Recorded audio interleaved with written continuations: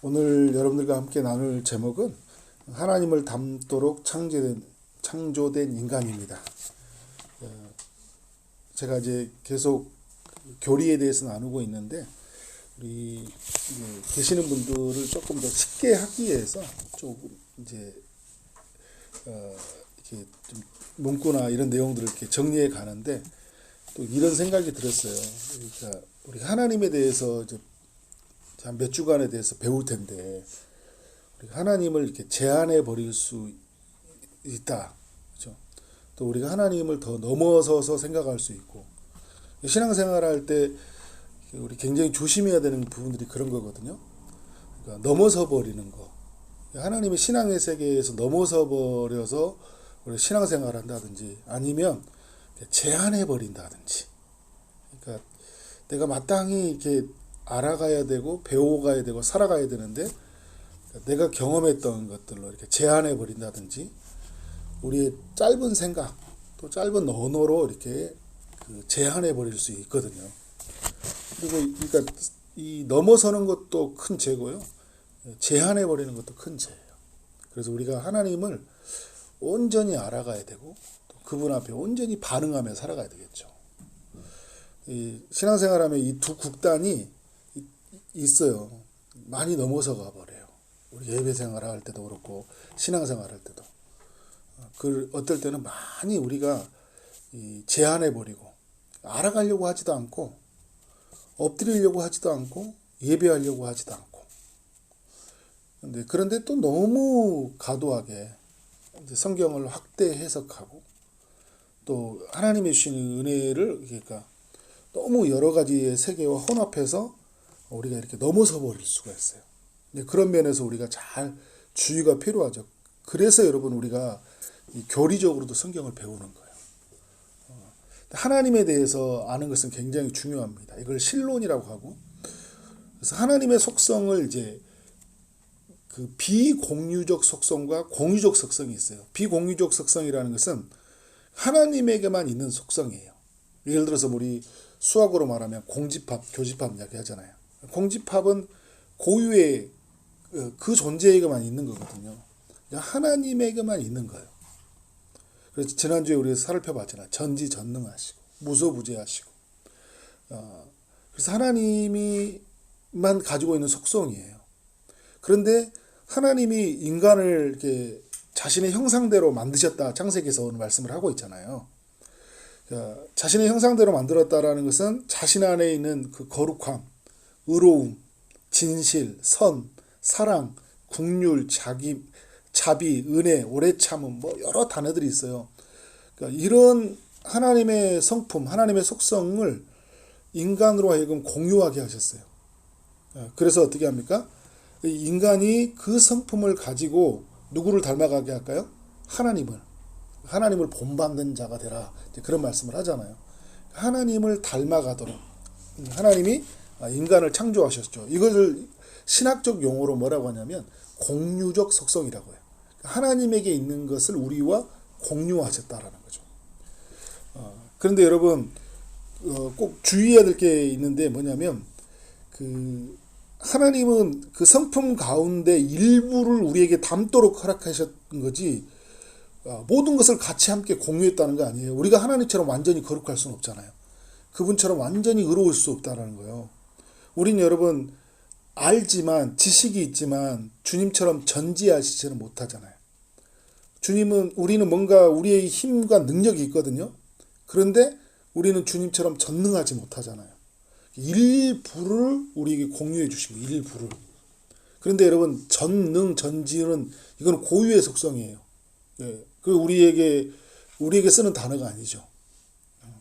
그래서 하나님만이 가지고 있다라는 것들. 그래서 여러분 제가 처음에 이야기했던 것처럼 하나님이 가지고 있던 고유한 속성에 대해서 우리가 어떻게 할까요? 그걸 인정해야 돼요. 그래서 나는 다 모른다. 그런데 주님은 다 아신다는 거예요. 나는 다 할 수 없다. 그런데 주님은 다 하실 수 있다는 거예요. 그걸 인정하고 가는 거죠. 그래서 여러분 우리가 하나님을 더 알아가는 거고요. 하나님을 구하는 거예요. 우리는 다 알 수 없고 다 할 수 없으니까. 그런데 우리가 인간이 어떻게 생각하게 되냐면 사탄이 아담에게 유혹을 했듯이 우리의 삶 안에서 유혹을 해서 우리도 알 수 있다. 하나님처럼 될 수 있다. 그죠? 먹으면 하나님처럼 될 것이다. 라는 어떤 유혹들 다 알게 될 것 같은, 다 할 수 있을 것 같은, 내가 혼자 해도 다 가능할 것처럼 그렇게 우리를 만들어 버린다고요. 그래서 이거는 뭐일까요? 넘어서 버리는 거죠. 넘어서 버리는. 또 어떤 것도 신경 쓰지 않고 나는 그냥 뭐 아무 생각도 하지 않아. 그냥 내가 알아온 알므로 이게 전부로 여기면서 어떻게 하는 거예요? 제한해 버리거나 그렇게 살아가 버릴 때가 있어요. 또 오늘 저는 우리가 그 하나님을 우리가 닮도록 창조가 되었는데 이 하나님이 주시는 이 원리를 따라 우리는 어떻게 해야 될까요? 온전히 주님을 닮아가야 되겠죠. 왜냐하면 우리 안에 주님의 그 거룩한 성품이, 그 속성이 우리에게 공유되어 있기 때문에. 그래서 여러분 성경에서 우리에게, 하나님의 사람들에게 어떻게 하나님의 속성을 따라 살아가야 할지를 여러 말씀을 통해서 계속적으로 우리에게 교훈을 하고 있는 거예요. 자, 1번에 보면 이제 이번 주에는 제가 4가지를 나누려고 하는데요. 하나님의 거룩하심, 또 하나님의 의로우심, 또 하나님의 진실하심, 하나님의 선하심을 담도록 우리가 창조되었다, 이 이야기를 나눠보려고 하는데, 그러니까 인간은 어떻게 해요? 하나님의 거룩하심이 부여되어 있죠. 그래서 우리를 하나님이 거룩하게 하셨어요. 그죠? 그리고 우리에게 거룩한 존재로 창조하셨는데 우리가 죄가 들어오면서 우리는 거룩을 잃어버렸잖아요. 그죠? 근데 우리가 생각해야 될 것은 뭐냐면 우리는 하나님처럼 거룩하지는 않은 거예요. 우리의 거룩은 하나님의 거룩 완전하신 분하고 우리가 비교할 수가 없잖아요. 그런데 그 완전하신 하나님을 닮도록 우리를 거룩한 존재로 우리를 지으셨다라는 거예요. 그런데 인간이 죄를 저지름으로 인해서 거룩을 상실했는데 주님이 우리를 어떻게 했어요? 우리를 깨끗하게 해주셨잖아요. 우리를 깨끗하게 해주시면서 주시는 주님의 은성이 뭐냐면 베드로전서 1장 15절 16절에 보면 너희를 부르신 이가 거룩하니 이렇게 이야기하죠. 우리를 부르신 주님이 거룩해요. 그래서 우리로 하여금 어떤 삶을 요구하고 있어요? 거룩한 자가 되라는 거예요. 모든 행실에 거룩한 자가 되라는 거예요. 그래서 여러분 거룩이라는 것들, 또 앞으로도 어떤 개념이 있는 게 뭐냐면 우리가 예수님을 만나면서 우리는 거룩해졌고 의로워졌고 우리는 그 하나님의 선하심이 우리에게 부여가 되어졌거든요. 그런데 이미 되어진 것과 또 아직 이루지 못하는, 아직 죄성이 있기 때문에, 그래서 인간의 연약함이 있기 때문에 우리는 거룩하지 못한 일을 생각하고 거룩하지 못한 마음을 품고 거룩하지 못한 말을 하고 살아가잖아요. 그래서 우리는 어떻게 해야 될까요? 이 거룩한 삶을 위해서 끊임없이 싸워야 돼요. 모든 행실에 거룩한 자가 되라는 거예요. 그러니까 생각하는 거, 말하는 거, 행동하는 것들, 교회에서, 집에서, 누구를 만나든 아무도 없는 곳에서 어떻게 하는 거예요? 우리는 거룩한 자가 되는 거예요. 거룩에 힘써야 되는 거죠. 그래서 여러분 성경은 계속 우리로 하여금 거룩에 대해서 이야기를 해요. 거룩이라는 것을 이제 구약으로 보면 카도시라고 하잖아요. 분리되었다라는 의미를 가지고 있어요. 분리되었다, 구별되었다. 그러니까 우리는 여러분 이 세상 속에 살아갈 동안 우리의 삶은 어떨까요? 나는 구별된 존재다.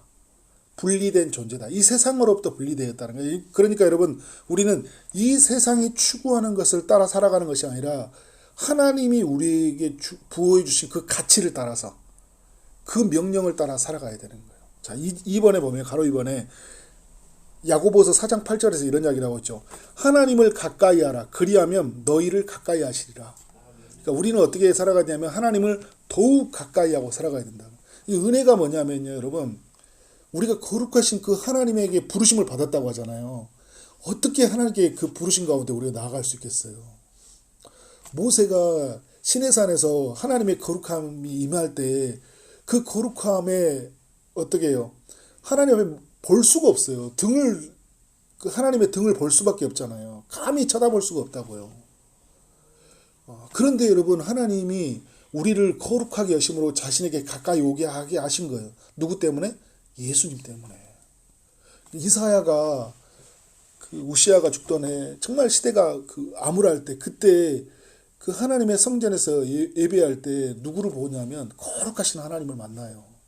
근데 거룩하다 천사들이 이쯤 있을 때 그 내 입술이 부정하고 내 삶이 얼마나 하나님 앞에 추악한지가 드러나니까요. 감히 하나님 앞에 나아갈 수가 없는 그런 그 연약함을 보여줘요.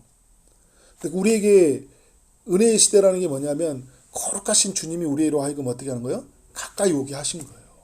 가까이 오게 하신 거예요. 그래서 우리는 이제는 누구에게 가까이 되냐? 주님을 더욱 가까이 나아가는 거예요. 그래서 가까이 나간다라는 것은 어떻게 할까요? 더욱 우리의 삶이 구별되고 분리되고 더 하나님의 성품을 닮아가도록 우리는 주님께로 더 가까이 나간다. 그러니까 우리가 존재론적으로도 거룩해진 존재가 되었지만 이제 하나님과의 관계에서 어떻게 할까요? 더 가까이 나갈 수 있는 거예요. 히브리서 4장에서 말씀한 것처럼 그리고 4장에서 10장에서 말하는 것처럼 그 아들의 아들을 힘입어서 예수님의 피를 힘입어서 성소에 들어갈 담력을 얻었다고 하잖아요. 그래서 하나님께 담대히 나아가게 되었다고 이야기하잖아요. 그러니까 우리는 여러분 어떻게 돼요? 하나님께 계속 더 가까이 나갈 수 있게 됐다면 누구 때문에? 예수님 때문에. 더 가까이 가는 거예요. 더 가까이.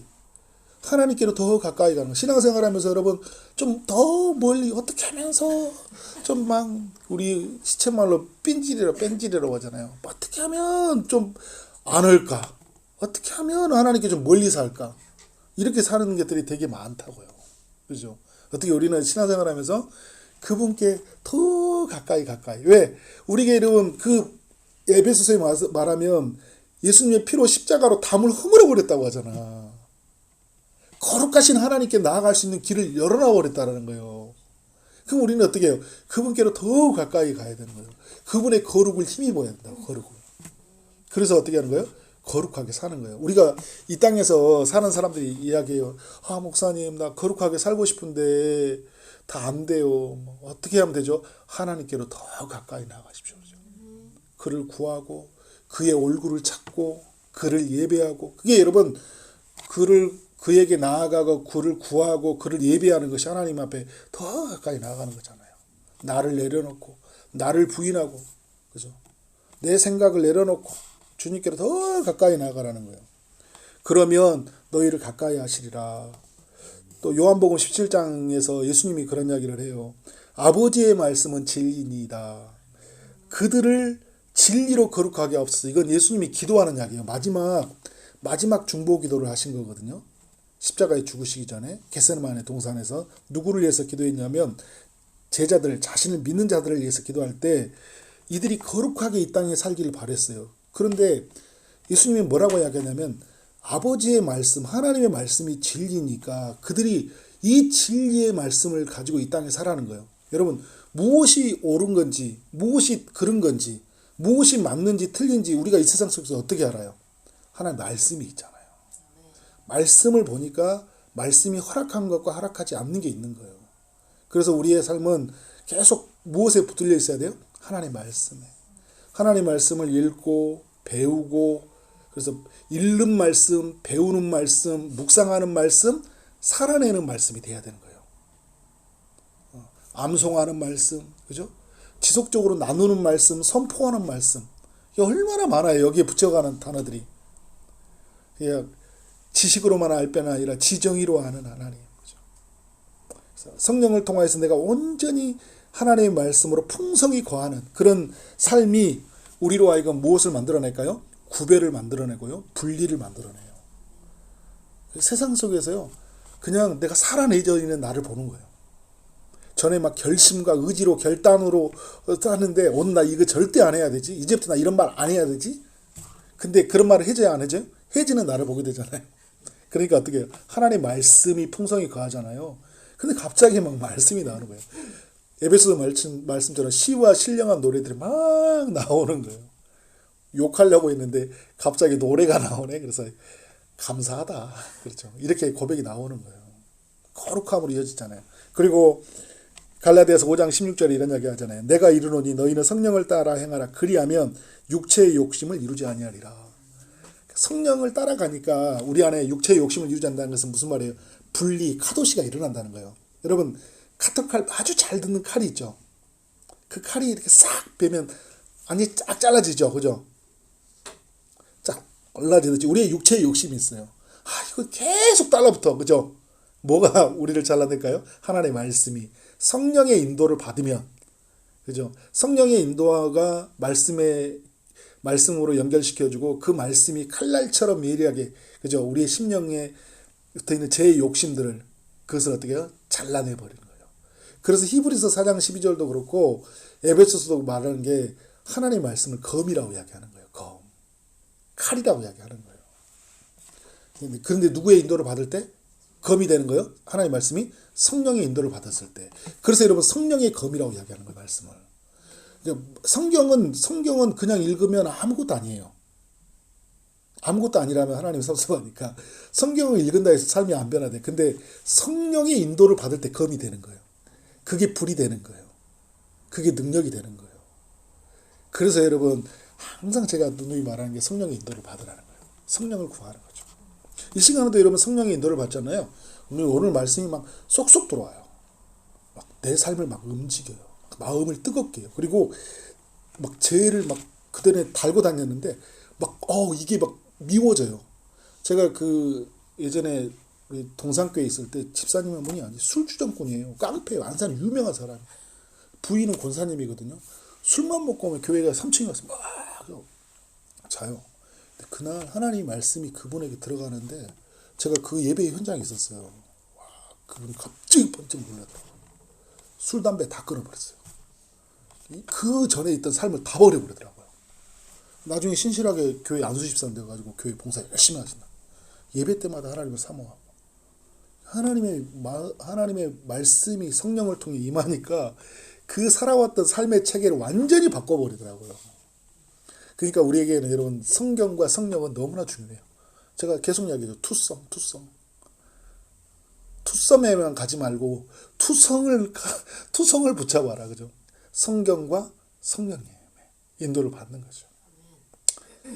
자, 그래서 여러분 우리는 누구를 닮아가게 돼? 그러면 거룩하신 하나님을 닮아가게 돼. 또 하나님은 어떤 분이냐면 하나님은 의로우신 분이잖아요.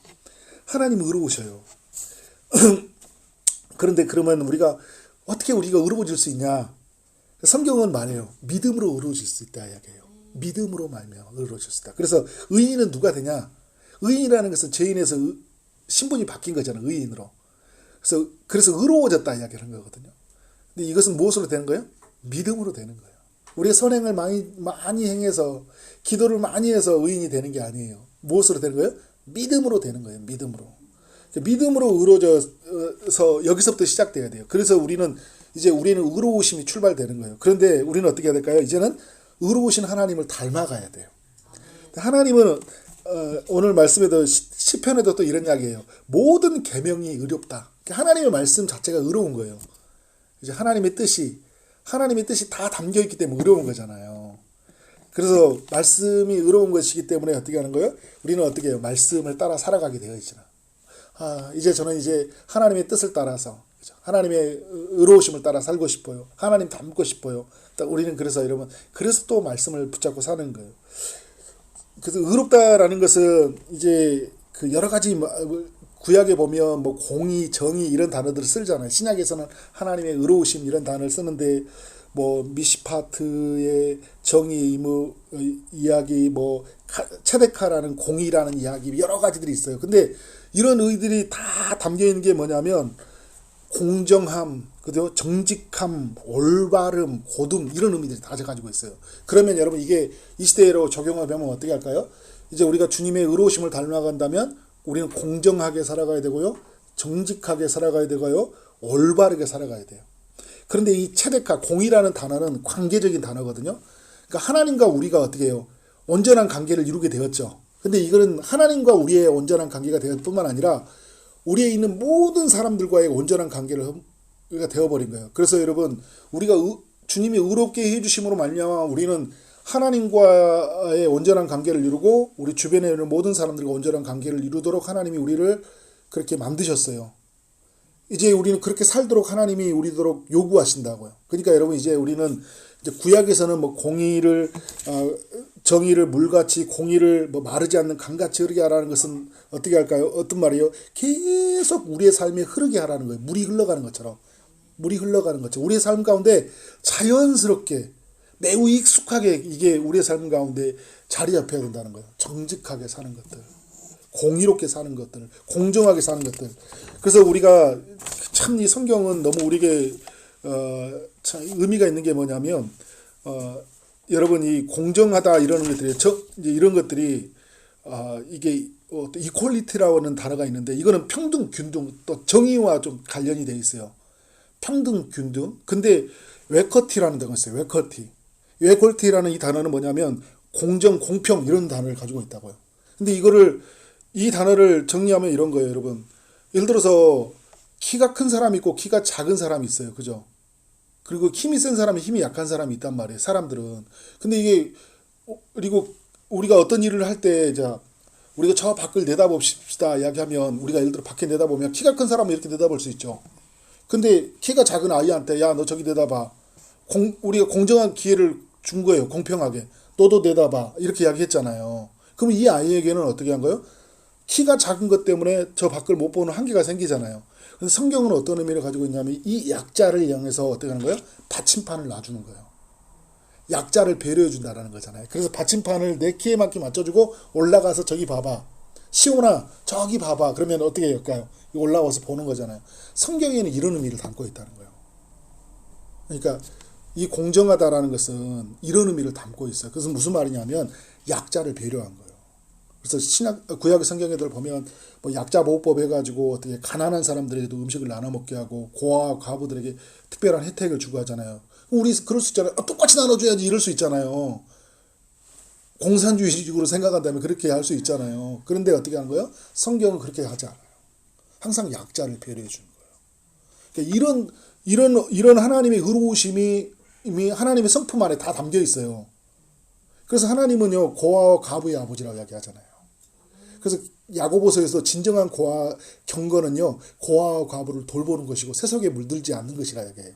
그러니까 여러분 우리가 살면서 내가 하나님의 의로우심을 따라간다라는 것은 어떻게 할까요?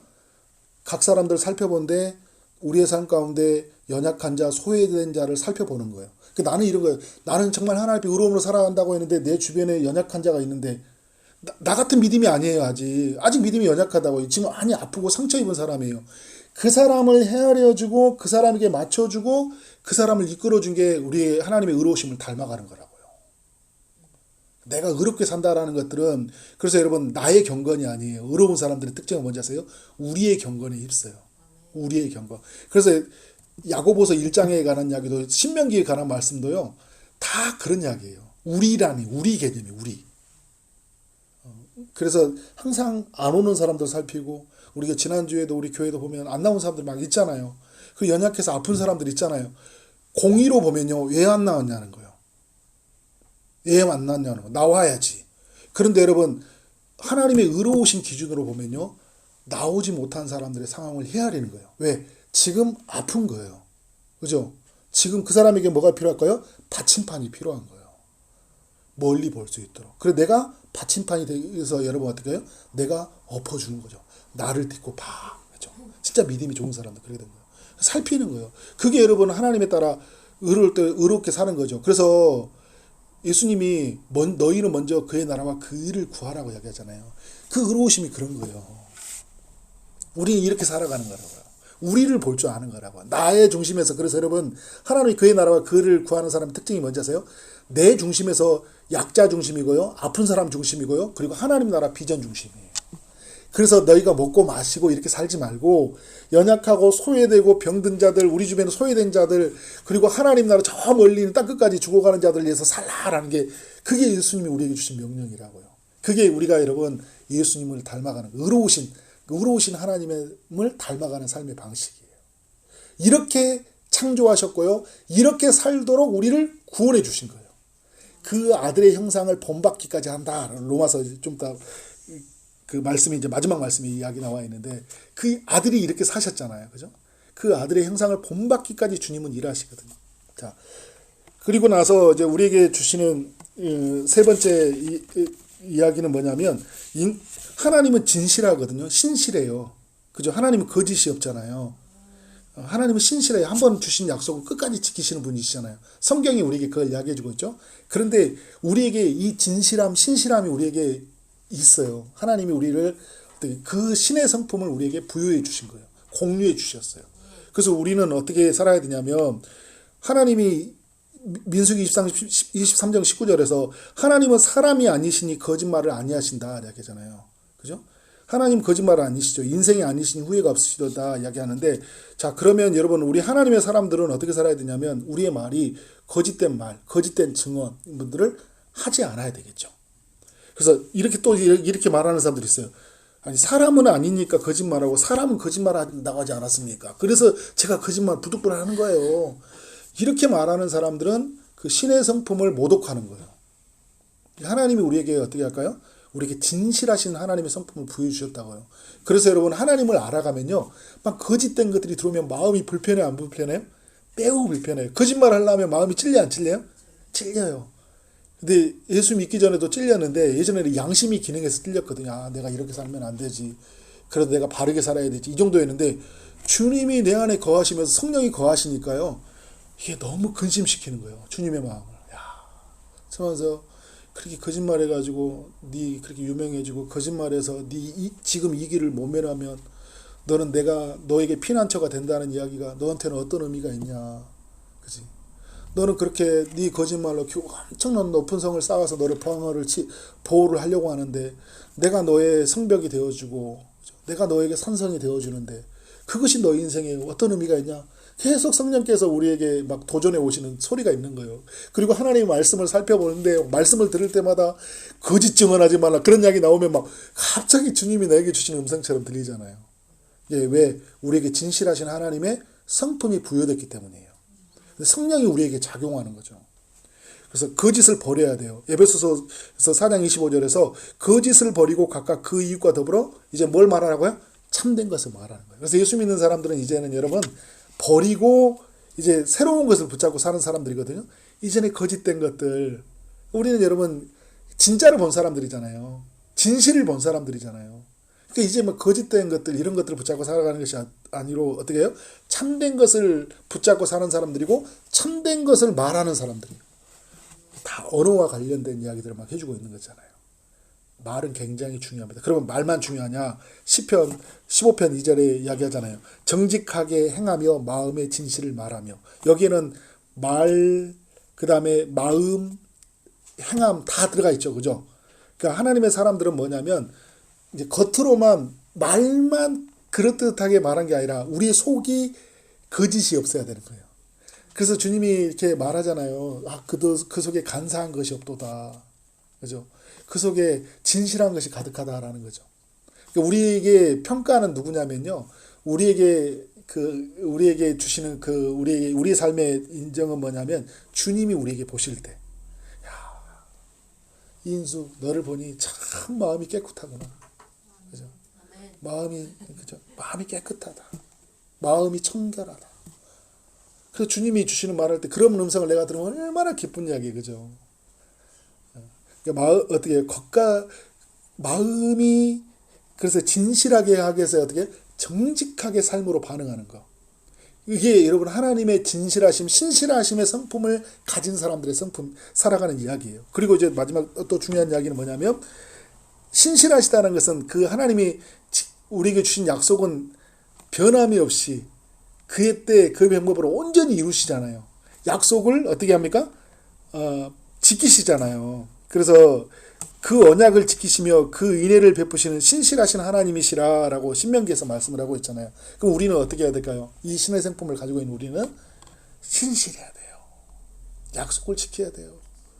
그리고 여러분 주님 앞에 막 소원했던 것들 있죠. 주님 저 이제 기도하며 살겠습니다. 좀 약속 좀 지키세요. 그죠? 저 이제 주님 용서하며 살겠습니다. 제발 약속 좀 지키라. 용서한다고 해놓고 또 잊어버리고. 그죠? 주님 저 이제 말씀 앞에 살겠습니다. 막 기도하면서 이제 우리 시온이 이제 사랑하며 살겠습니다. 이제 오늘부터 이제 큰 소리 안 치겠습니다만 주님 은혜 주세요. 그랬더니. 근데 우리 인간이 이렇게 연약하거든요. 근데 여러분 어떻게 그래서 신실하신 하나님 은혜가 내 삶에 부어져야 돼. 그래 나는 신실해질 수 있는 거예요.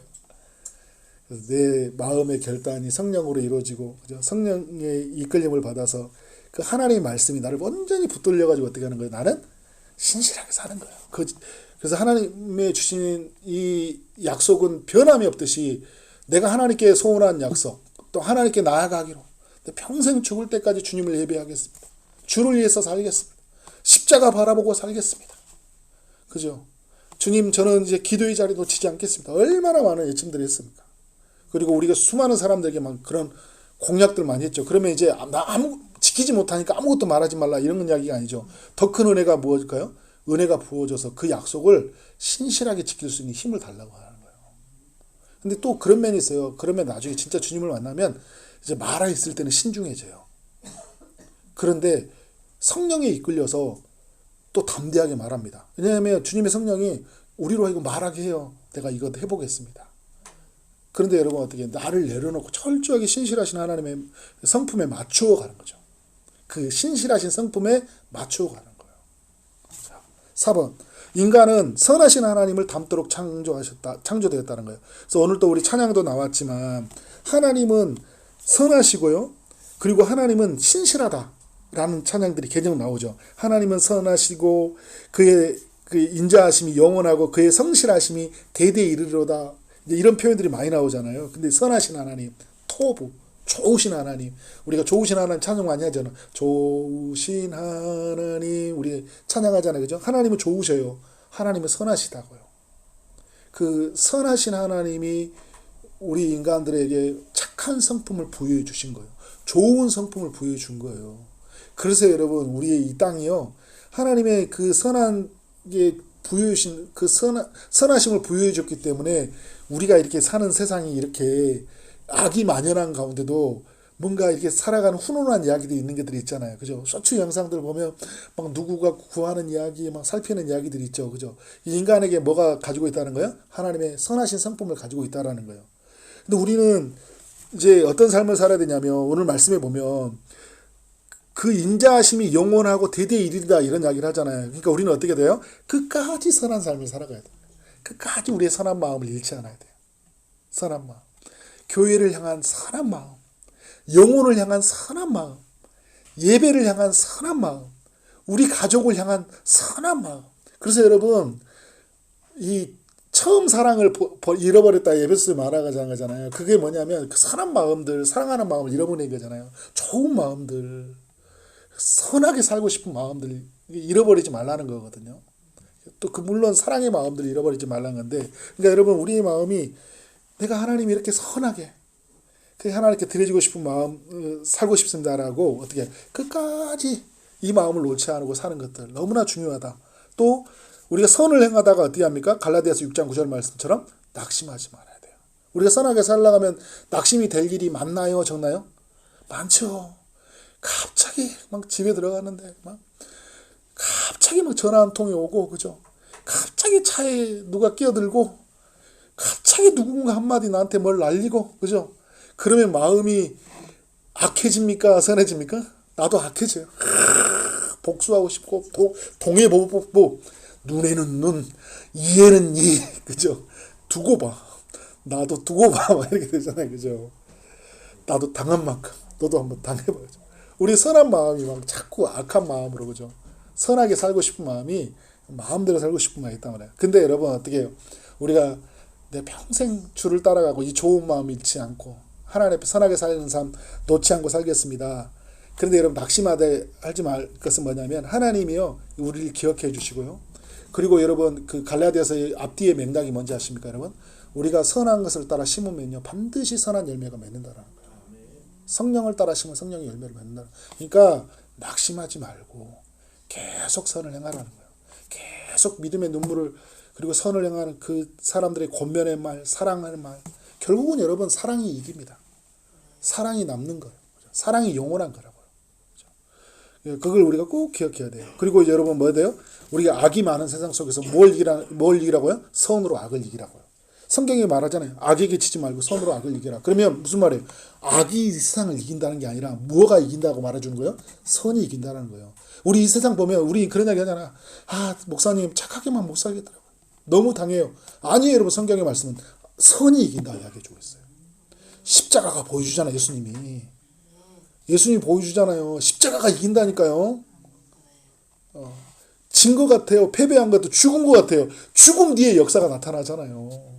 선이 이긴다고요. 그러니까 우리가 여러분 끝까지 선을 놓지 않고 사는 것들. 그러니까 우리는 이 세상에만 너무 길들여 있고 물들여져 있어. 그러니까 이렇게 하면 안 될 것 같아. 아니야. 근데 우리에게 여러분, 우리에게 하나님의 선하신 성품을 우리에게 보여주셨단 말이에요. 그래서 하나님이 이렇게 살도록 안 되도록 우리의 마음을 성령께서 계속 근심하게 하세요. 그러면 우리는 성령의 소멸치 마라고 하잖아요. 오늘 성령을 소멸치 말한 것은 우리로 하여금 선하게 살게 하고 의롭게 살게 하고 그 다음에 거룩하게 살게 하고 그 다음에 진실하게 살게 하려고 할 때 계속 어떻게 세상은 우리로 하여금 살지 못하게 하지만 성령께서는 어떻게 하는 거예요? 아니야 그러죠. 근데 우리가 그 세상에 근심에 살면 계속 세상에 눌려버리면 세상의 가치를 붙잡아 버리면 어떻게 성령이 소멸되어 간다 이야기하잖아요. 그러니까 내가 하는 거예요. 진실도 잃어버리고요, 거룩도 잃어버리고요, 내 안에 의로움도 잃어버리고요, 그리고 어떻게 내 안에 선함도 없는 거예요. 너무 메마르고요, 너무 거칠고요, 그냥 너무 네거티브하고요, 너무 의미 없이 살아가 버리는 거예요. 불평불만이 나와버리고 삶을 막 해이론자가 되어버리고 부정해버리고요, 이렇게 되어버리는 거예요. 그래서 여러분, 우리 철저한 하나님의 성령의 인도함이 필요하다. 제가 마지막 이제 저를 적용을 하면요, 우리는 누구의 참여한 자입니까? 어떤 사람의? 하나님의 성품에 참여한 자다. 그래서 베드로 후서에서 그런 이야기를 해요. 이로써 너희를 신성한 성품에 참여한 자가 되게 하려 하셨느니라. 신성한 성품에, 신의 성품에 참여한 자가 되게 하셨다는 거예요. 그래서 우리는 더욱 힘써 믿음의 덕의 지식을, 지식의 절제의 인내를, 인내의 경건을, 경건의 형제의 우애를, 형제의 우애의 사랑을 더하라. 이렇게 이야기하고 있어요. 신의 성품을 참여한 자들은 이렇게 살아야 된다는 거예요. 또 하나, 우리는 우리를 향한 계획을 따라 살아야 하거든요. 우리를 향해 하나님이 어떤 계획을 가지고 있냐? 하나님이 미리 아신 자들을 또한 그의 아들의 형상을 본받게 하기 위해서, 그러니까 예수님을 본받게 하기 위해서 우리를 미리 정하셨대요. 그래서 그 정하신 하나님 우리를 불러주셨고 우리에게 성령을 보내주셨고 하나님의 말씀을 우리에게 주셨어요. 그래서 우리는 어떻게 살아가는 거예요? 이제 하나님의 그 아들의 형상을 본받고 살아가는 거예요. 네. 그때 우리의 삶 안에서 우리의 그 하나님의 그 선하신 성품, 진실하신 성품, 의로우신 성품, 거룩하신 성품이 우리의 삶 안에 충만하게 드러날 줄 믿습니다. 그러한 주인공이 되어지기를 주님의 이름으로 축원합니다. 아멘.